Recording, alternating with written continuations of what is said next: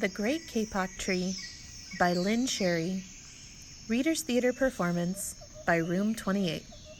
Man was walking into the rainforest. Moments before, the forest had been alive with the sounds of squawking birds and howling monkeys. Now all was quiet as the creatures watched the man and wondered why he had come. The man stopped and pointed to the great kapok tree. Then he took the axe and carried and struck the trunk of the tree. Whack, whack, whack. The sound of the blows rang through the forest. The wood of the tree was very hard. Chop, chop, chop. The man wiped off the sweat that ran down his face and neck. Whack, chop, whack, chop.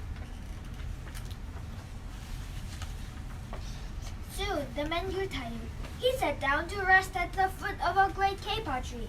Before he knew it, the heat and the hum of the rainforest has lulled him to sleep. A boa constrictor lived in a kapok tree. He slithered down its trunk to where the man was sleeping. He looked at the gash the axe had made in the tree.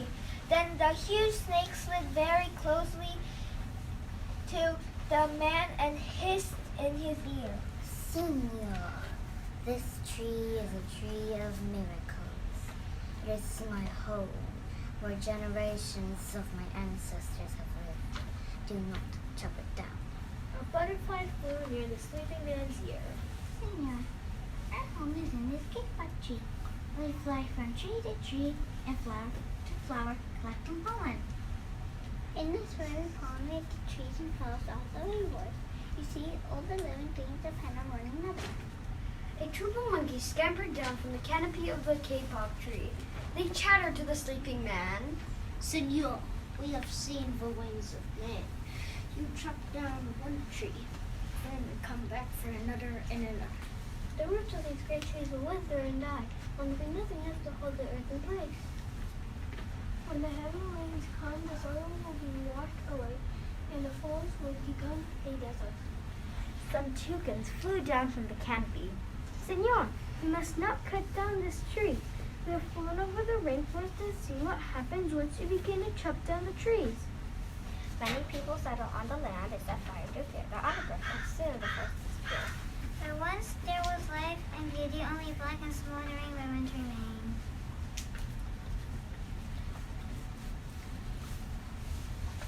Some bright and small tree frogs crawled along the edge of the leaves. In squeaky voices, they peeped in the man's ear. Senor, a ruined rainforest means ruined lives. Many ruined lives. Many of us homeless in the propped up great kapok tree. A jaguar had been sleeping along a branch in the middle of the tree. Because his spotted coat blended into the dappled light and shadows of the understory, no one had noticed him. Now he leapt down and padded silently over to the sleeping man. He growled in his ear.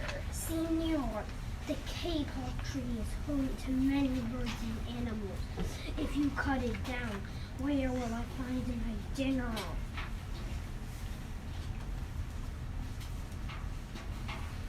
Two tree porcupines swung down from branch to branch and whispered to the man. Senor, do you know what we, animals and humans, need in order to live? Oxygen. And senor, do you know what trees produce? Oxygen! If you cut down the forest, you will destroy that which gives us all life. An anteater climbed down the kapok tree with her baby clinging to her back. The unstrung anteater said to the sleeping man, Senor, you are chopping down this tree with no thought of the future. And surely you know that what happens tomorrow depends on what you do today. The big man tells you to chop down a beautiful tree. He does not think of his own children, who tomorrow must live in a world without trees. A tree-toad sloth has begun climbing down from the canopy when the man first appeared. Only now did she reach the ground, floating ever so slowly over the sleeping man. She spoke in her deep and lazy voice. Senor, how much is beauty worth? Can you live without it?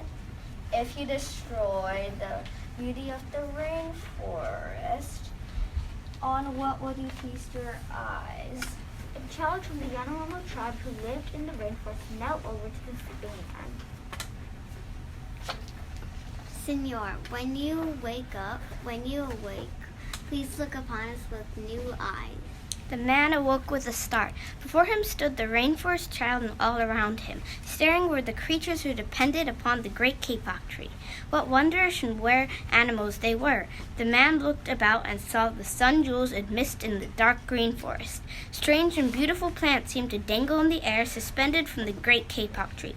The man smelled the fragrant perfume of their flowers. He felt the steamy mist rising from the forest floor. But he heard no sound, for the creatures were strangely quiet. The man stood up and picked up his axe. He swung back his arm as thought to strike the tree. Suddenly he stopped. He turned and looked at the animals and the child. He hesitated, then dropped the axe and walked out of the rainforest. We hope that you have enjoyed this recording of The Great Kapok Tree by Room 28. The following are the roles and the students that played them. Narrator 1, Vedansh. Narrator 2, Jonathan. Narrator 3, Pavanya. Narrator 4, Sawan. Narrator 5, Maddie. Nan was played by Elliot. Boa, Beta. Butterfly 1, Isabella. Butterfly 2, Cadence. Monkey 1, William. Monkey 2, Ori. Monkey 3, Preston. Toucan 1, Celestine. Toucan 2, Rebecca. Toucan 3, Alyssa. Frog, Eric. Jaguar, Ethan. Porcupine, Elda. Anteater, Cristobal. Sloth, Emily. Child, Adi.